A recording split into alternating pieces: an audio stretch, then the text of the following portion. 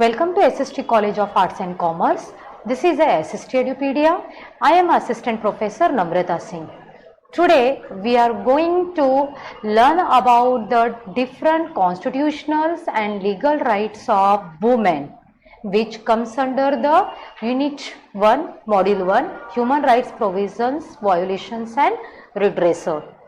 In that we are going to learn about what is the constitutional and legal rights of the woman, violations of rights of the women, and what are the redressal mechanism. Woman also is a part of the society. Women, like the SCs and STs, need to be given extra protections in addition to their general rights. Gender equality as a goal could be achieved through active role of the state, through constitutional provisions and legal reforms, and protections of women in case of violations of the rights and promotion of their rights through welfare measures.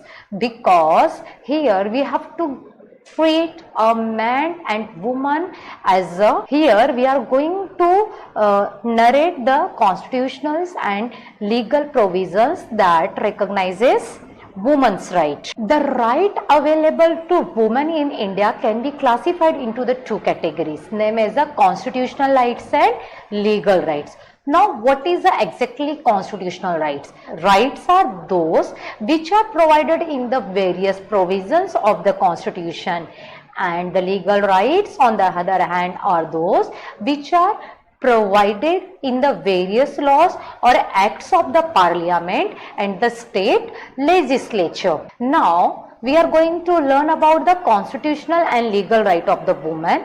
In that, as per the Article 15 under Section 1, the state shall not discriminate against any citizen of India on the ground of sex. Means अगर वो woman है तो उसके साथ हम कोई भी discrimination कर सकते हैं, और अगर वो मेन है तो उससे हमें प्रोटेक्ट करना है, पैम्पर करना है, ऐसा नहीं होना चाहिए. हमें on the ground of the gender दोनों को इक्वल राइट्स देना है. Next, article 16 under section 2 says no citizen shall be discriminated against or be ineligible for any employment or office under the state on the ground of the sex or gender. Here हमें हर किसी को एक equal rights देना है, where at a office or at a workplace. Means वो women's है इसलिए उसे जॉब नहीं मिलेगा, और ये मेन है इसलिए हम इसे जॉब देंगे, ऐसा नहीं होना चाहिए. देन आर्टिकल 23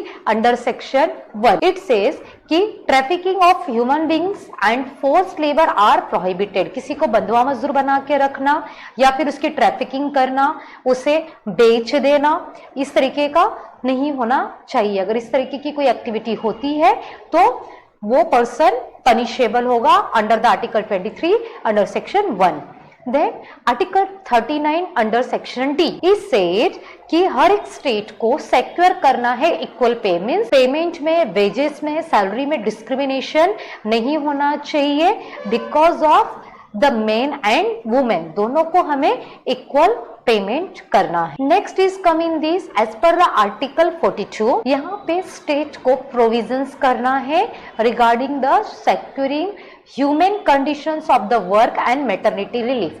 अगर कोई वुमेन वर्किंग है and she is a pregnant, so वो सिचुएशन में उससे मैटरनिटी रिलीफ मिलना चाहिए, और अलॉन्ग विद दैट उसका जो वर्किंग कंडीशन है वो working condition positive and favourable होना चाहिए. उसे ज्यादा स्ट्रेस देना या फिर ज्यादा अप डाउन्स करना या फिर अदर तरीके के प्रॉब्लम्स नहीं होने चाहिए. Article 243 under section D sub section 3 is said 1/3 of the total number of seats to be filled by direct election in every panchayat shall be reserved for the women. अगर rural areas में जो पंचायत है वहां पे 1/3 seats women's के लिए भी reserve होनी चाहिए. 1/3 फॉर द वुमन एंड 3/4 और 2/3 for the male person. Same like that panchayat में एज अ चेयर पर्सन का राइट वुमेन्स को भी होता है, तो वहां पे भी 1/3 सीट्स रिजर्व करना है, एज 1/3 सीट्स रिजर्व करना है as a number of offices of the chairperson in the panchayat, अगर जितने चेयरपर्सन है उसमें भी 1/3 वुमेन्स के लिए सीट रिजर्व्ड होगी in the panchayat. Then 1/3 of the total number of seats to be filled by direct election in every municipalities shall be reserved for women. अगर कोई म्यूनसिपालिटी इलेक्शंस हो रहे हैं म्यूनसिपल कॉर्पोरेशंस में, वहां पे भी वुमेन्स के लिए 2/3 1/3 सीट्स रिजर्व्ड करके रखना है एंड बाकी रिमेनिंग सीट्स मेंस और अदर कैटेगरीज के लिए अवेलेबल होगी. Then what are the legal rights of the women. Till yet हमने कॉन्स्टिट्यूशनल राइट्स देखे, अब हम लोग लर्न करेंगे कि वुमेन्स को कौन से लीगल राइट्स दिए गए हैं. First right is the protection of women from domestic violence act 2005. अगर किसी स्त्री पे, किसी औरत पे घरेलू हिंसा हो रही है, उसे घर वाले डाउरी के वजह से, दहेज के वजह से या फिर किसी और पर्पस से उसे क्या कर रहे हैं, हैरेस कर रहे हैं, तो वो सिचुएशंस में वो खुद को प्रोटेक्ट कर सकती है. लाइक यहाँ पे हैरेसमेंट होगा in the terms of the relationship with the abuser and are subjected to violence of any kind, either physical violence, either sexual violence, either mental harassment, either verbal harassment or emotional harassment. ये सारे harassment आते हैं under the domestic violence act. अगर किसी भी औरत के साथ, किसी भी स्त्री के साथ इस तरह की घरेलू हिंसा होती है तो under the domestic violence act 2005 के तहत उसके ऊपर केस दर्ज होगा और उसके अंदर जो लोग दोषी पाए जाएंगे उन्हें सजा दी जाएगी. दूसरा लीगल राइट्स दिया गया है वुमेन को, immoral traffic Prevention Act 1956. In these, the legislations give preventions of trafficking for the commercial sexual exploitation. Means working place पे अगर उसके साथ कोई sexual harassment हो रहा है या फिर उसे sexually exploit किया जा रहा है या फिर उसे प्रिवेंट करना है trafficking in the women and girls for the purpose of the prostitution as an organized means of living, या किसी गर्ल्स को प्रोस्टिट्यूशन के लिए जबरदस्ती उसे कहा जा रहा है या उसे जबरदस्ती प्रोस्टिट्यूशन का काम कराया जा रहा है.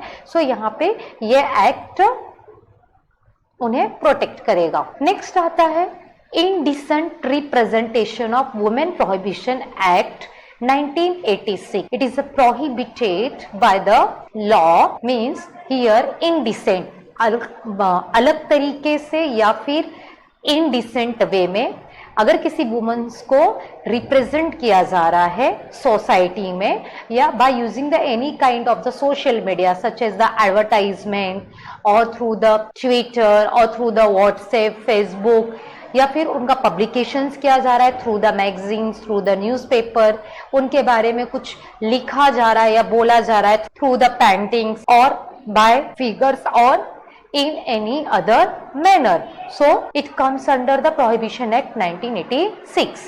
नेक्स्ट इसमें आता है commission of the Sati prevention act 1987. It provides for the more effective prevention of the commission of Sati and it's glorification of women. पहले लड़कियों का जल्दी विवाह कर दिया जाता था जिसे हम लोग बोलते थे चाइल्ड मैरिज. अगर उसके बाद उसके हस्बैंड की डेथ हो जाती है तो उस स्त्री को सती के रूप में रहना पड़ता था. उसे अपने बाल कटवाने पड़ेंगे, सदैव उसे व्हाइट ड्रेस कोड उसे अडॉप्ट करना होगा, वो किसी भी रिचुअल्स में पार्टिसिपेट नहीं कर सकती है. तो इसे रिमूव्ड करने के लिए कमीशन ऑफ सती एक्ट बनाया गया. Then dowry prohibition act. In this, it prohibits the giving or taking of dowry is a crime. हम किसी को डाउरी दे रहे हैं या हम किसी से डाउरी ले रहे हैं, ये दोनों क्राइम है.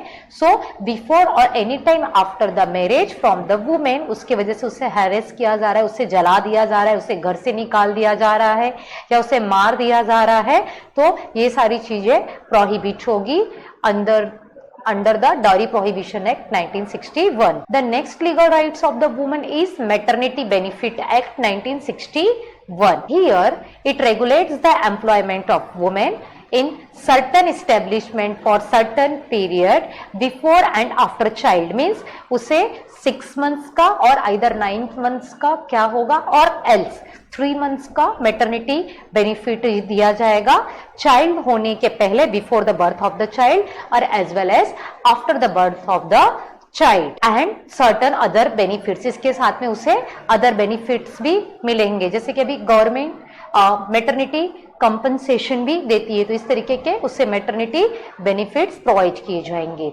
Then the next one is come in this preconception and prenatal diagnostic techniques. It means prohibition of the sex selection act 1994. Before 1994 लोग क्या करते थे, during the time of the pregnancy of the woman they are selected or using the conceptions and prevents the misuse of the prenatal diagnostic techniques for the sex determination. Like कि वो girl है या फिर boy है तो उसकी pregnancy को continue करेंगे, और अगर गर्ल है तो उसे अबॉर्ट करेंगे। तो इसकी वजह से क्या हो रहा था, जेंडर रेशियो डिसबैलेंस हो रहा था, बॉयज का प्रपोर्शन बढ़ेगा, गर्ल्स का प्रपोर्शन कम होगा। सो फीमेल फोर्टिसाइड को कम करने के लिए, रिड्यूस करने के लिए ये एक्ट बनाया गया। Then next come in this minimum wages act 1948. Now what is the minimum wages act? It does not allow any kind of the discrimination between the male and female workers or different minimum wage for them. Why? Because अगर दोनों एक ही working hours के लिए काम कर रहे हैं, एक ही पोस्ट पे काम कर रहे हैं, एक ही प्रीमाइसेस पे काम कर रहे हैं, तो दोनों को प्रॉपर वेजेस मिलना चाहिए, उसमें कोई भी डिस्क्रिमिनेशन नहीं होना चाहिए कि शी इज अ वुमेन इसलिए उसे कम मिलेगा और वो मेल है तो उसे ज्यादा मिलेगा। So these are the constitutional and legal rights of the women. Now we are going to learn the next concept, that is a violation of right of the woman. In this, the first one, rape and allied offenses. So what is a rape and allied offenses? Rape is the most heinous crime committed against women. Rape is essentially a power crime that uses sexual intercourse as a tool to demonstrate dominance, be it in the family or in the political or social sphere and social sphere. So rape and other sexual offenses can be summarized as follows: rape during the childhood, martial rape, custodial rape, rape in the social sphere, other sexual offences. अगर किसी भी girls के साथ क्या हो रहा है या वुमेन्स के साथ रेप हो रहा है, या तो चाइल्डहुड में उसके साथ हुआ रहेगा या फिर उसके वर्किंग प्लेस पे हो रहा है या फिर so what is the exactly trafficking in human? It is an organized global crime that network across nations and involves smuggling, abductions and bondage of several thousand women and girl child. So for that governments take a measures for stopping the human trafficking. Domestic violence. Domestic violence इसमें both things include होती है, either passive and active violence. Generally, the primary and substantial victims of the domestic violence are the women. Generally, घरेलू हिंसा का शिकार कौन बनती है? औरतें होती हैं, स्त्री होती है। So, domestic violence में आता है physical abuse, physically उसे मारना, पीटना, sexual abuse, verbal and emotional abuse and economic abuse. For this, Domestic Violence Act 2005 बनाया गया to provide the protection of the woman against the domestic violence. Harassment for dowry and dowry death. Harassment of women for dowry is still a major problem in the India. Still अभी भी बहुत सारे ऐसे rural areas है जहाँ पे dowry और dowry related बहुत सारे डेथ केसेस आते हैं, बहुत सारे क्राइम्स आते हैं। So there is a physical abuse and mental torture caused to the married woman for the dowry, and which is reported every year. Many women are either murdered for the dowry or they are forced to commit the suicide. Next one is come in this sexual harassment at a workplace. इसे avoid करने के लिए, इसे कम करने के लिए Vishakha guidelines act को बनाया गया। So this form of the violations of the right is faced by the large number of the working women in the working environment. So sexual harassment at a work place includes, इसमें क्या क्या आएंगे, किस तरीके से sexual harassment होता है work place पे? First, physical contact and advances, then a demand और request for the sexual favours, and then sexually coloured remarks. So these are the constitutional rights of the woman, the legal rights of the woman and violations of the rights of the woman. Thank you.